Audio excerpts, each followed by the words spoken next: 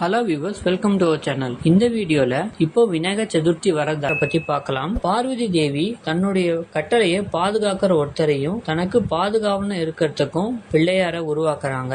அந்த பிள்ளையார வாசல்ல இருக்க வச்சுட்டு தனக்கு ஒரு முக்கியமான வேலையா உள்ள போறேன்னு சொல்லிட்டு பார்வதி தேவி போயிடுறாங்க. அது மட்டும் இல்லாம தன்னுடைய அனுமதி இல்லாம யாரையும் உள்ள விடக்கூடாது அப்படின்னு சொல்லிட்டு சொல்லிடுறாங்க. சரின்னு சொல்லிட்டு பிள்ளையாரும் வாசல்ல நின்னுட்டு இருக்காரு. ஆனா அந்த நேரம் பார்த்து சிவபெருமான் உள்ள வர்றார். ஆனா பிள்ளையார் அவரை உள்ள விடல. சிவபெருமான் என்ன சொல்றாருன்னா, நான் பார்வதி தேவியோட கணவர், என்னைய உள்ள விட மாட்டேன்னு சொல்றியா நீ அப்படின்னு சொல்லிட்டு சொல்ற. அதுக்கு பிள்ளையாரோ தன் அன்னை கொடுத்த வாக்க மீற மாட்டேன், யாரையும் உள்ள விட மாட்டேன்னு சொல்றதால மிகவும் கோபம் கொண்டு ருத்ர தாண்டவம் ஆடி பிள்ளையாருடைய தலையை துண்டிச்சிடுறார். இந்த விஷயம் கேட்டு பார்வதி தேவியும் பிரம்மா, விஷ்ணு, லட்சுமி தேவி, சரஸ்வதி, நாரதர் எல்லாருமே சொல்லிட்டு அங்க வந்துடுறாங்க. அவங்க சொல்லி விளக்கம் கொடுத்த அப்புறம் சிவபெருமான் தன்னுடைய தவற உணர்றாரு.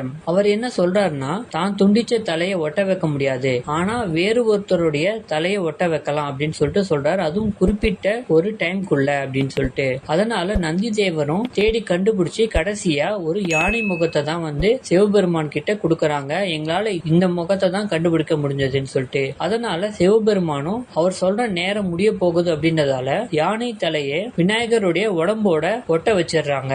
ஒட்ட வச்சதுக்கு அப்புறம் பார்வதி தேவி ரொம்ப வருத்தப்படுறாங்க. தலை யானை முகமாவும் உடல் மனித முகமாவும் இருக்கதால எல்லாரும் கேலி கிண்டல் செய்வாங்களேன்னு ரொம்ப வருத்தப்படுறாங்க. ஆனா பிரம்மதேவர், விஷ்ணு, நாரதர், லக்ஷ்மி எல்லாரும் சேர்ந்து விநாயகருக்கு ஆசீர்வாதம் செஞ்சு வரங்களை கொடுக்கறாங்க. என்ன வரங்கள் அப்படின்னா, அனைத்து மக்களுடைய விக்னங்கள் தீர்க்கதால விநாயகர் அப்படின்னு சொல்லிட்டு கூப்பிடுவாங்க. கணங்களுக்கு அதிபதியாகவும் இருப்பார்னு சொல்லிட்டு வரம் கொடுக்கறாங்க. லக்ஷ்மி தேவியும் எந்த ஒரு சுபகாரியம் தொடங்கறதுக்கு முன்னாடி விநாயகரை கும்பிட்டாதான் அந்த சுபகாரியம் நல்லபடியா முடியும் சொல்லிட்டு ஆசீர்வாதம் பண்ணி சொல்றாங்க. அதுல இருந்து மக்கள் விநாயகரை முதன்மை கடவுளா கொண்டாடுறாங்க. இதுதான் விநாயகர் தோன்றிய வரலாறு.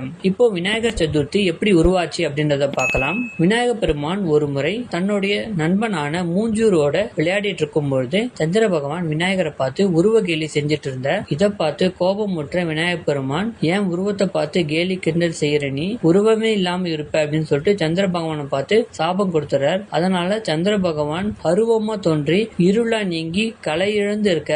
இதுக்கப்புறமா சந்திர பகவான் தான் செய்த தவற உணர்ந்து பிள்ளையார் கிட்ட மன்னிப்பு கேட்ட பிறகு பிள்ளையார் என்ன சொல்றாருன்னா, நான் கொடுத்த சாபத்தை திருப்பி வாங்க முடியாது, ஆனா ஒண்ணு பண்ணலாம், நீ என்னுடைய பிறந்த திதி அன்று என்ன வழிபட்டு இந்த சாபத்தை நீங்கி பெறலாம் அப்படின்னு சொல்லிட்டு சொன்னதால சந்திர பகவானும் பிள்ளையார் பிறந்த திதியான ஆவணி மாதம் வளர்பிறை சதுர்த்தியில வழிபட்டு தன்னுடைய சாபம் நீங்க பெற்றார். அந்த நாள விநாயகர் சதுர்த்தியை எல்லாரும் கொண்டாடணும் அப்படின்னு சொல்லிட்டு அருள் பாலிச்சு சென்றார். இதுதான் விநாயகர் சதுர்த்தி தோன்றிய வரலாறு.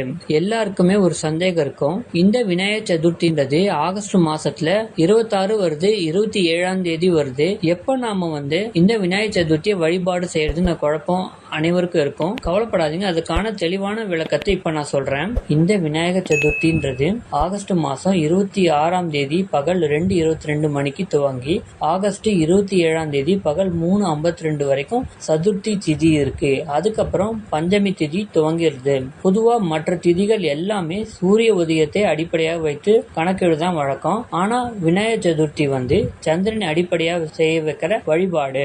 நாம வணங்குற சதுர்த்தி திதியான பிள்ளையார் சதுர்த்திய நாம வழிபாடு செஞ்சுட்டு அன்னைக்கு ராத்திரி சந்திர தரிசனம் கண்டிப்பாக செய்யணும். இதுதான் விநாயகர் சதுர்த்தியை வழிபடுற முறை.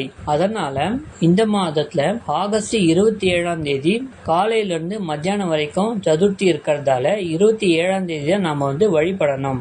இப்போ பிள்ளையார எப்படி வழிபடுறதுன்னு பார்க்க போறோம். பிள்ளையார வாங்க போறவங்க முதல்ல குளிச்சுட்டு ஒரு மனை எடுத்துட்டு போயிட்டு அந்த களிமண் பிள்ளையார வாங்கிட்டு அது கூடவே அவங்கவுங்க வசதிக்கு ஏத்த மாதிரி குடை, எருக்கமாற, அது மட்டும் இல்லாம அருகம்புல் இதெல்லாம் வச்சு நீங்க உங்க வீட்டு பூஜை அறையில அரிசி மாவுல கோலம் போட்டு அதுக்கு மேல நீங்க வாங்கிட்டு பிள்ளையாரை மனையும் சேர்த்து வைக்கணும். அதுக்கப்புறம் அந்த பிள்ளையாருக்கு சந்தனம், குங்குமம் இட்டு வஸ்திரம் சாத்தி ஊதுபத்தி காமிக்கணும். அதுக்கப்புறம் பிள்ளையாருக்கான மந்திரங்கள் சொல்லலாம். ஒருவேளை பிள்ளையாருக்கான மந்திரங்கள் தெரியாதவர்கள் ஓம் விக்ன விநாயக ஸ்வாகா இந்த மந்திரத்தை உங்களால் முடிஞ்ச அளவுக்கு குறைந்தது 27 முறை அல்லது அதிகபட்சம் 108 முறை சொல்வது மிகவும் சிறப்பு. அதுக்கப்புறமா விநாயகர் அகவல் இருக்குல்ல, அது சொல்றது மிக மிக சிறப்பு அப்படின்னு சொல்லிட்டு ஔவையாரும் சொல்லியிருக்காங்க. அதனால விநாயகர் அகவலியும் படிச்சுட்டு அவருக்கான நைவேத்தியங்கள் பால், பாயசம் இருந்தா பாயசம், சுண்டல்,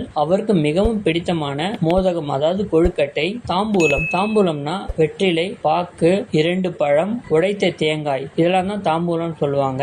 அதுக்கப்புறம் கற்பூரம் காமிக்கணும். கற்பூரம் காமிச்சிட்டு உங்களுடைய நியாயமான வேண்டுதல்கள்லாம் நிறைவேறணும்னு வேண்டிட்டு பிள்ளையாருக்கு நமஸ்காரம் செஞ்சு முடிக்கணும். அப்படி முடிச்சிட்டு நைட்டு சந்திர தரிசனம் செய்யணும். இப்படி நாம செஞ்சு நிறைவு பண்ணும்போது நம்மளுடைய நியாயமான கோரிக்கைகள் அனைத்து விரைவிலேயே நிறைவேறும். இது கண்கூடு. இந்த பிள்ளையார் சதுர்த்தியை எந்த நேரத்துல வழிபடணும்னு எல்லாருக்கும் கொஸ்டின் இருக்கும். நல்லா நோட் பண்ணிக்கோங்க. ஆகஸ்ட் 27ஆம் தேதி காலை 11 மணி முதல் பகல் 1:40 வரை எந்த நேரம் வேணாலும் நாம விநாயகர் சதுர்த்தி வழிபாடு செய்யலாம்.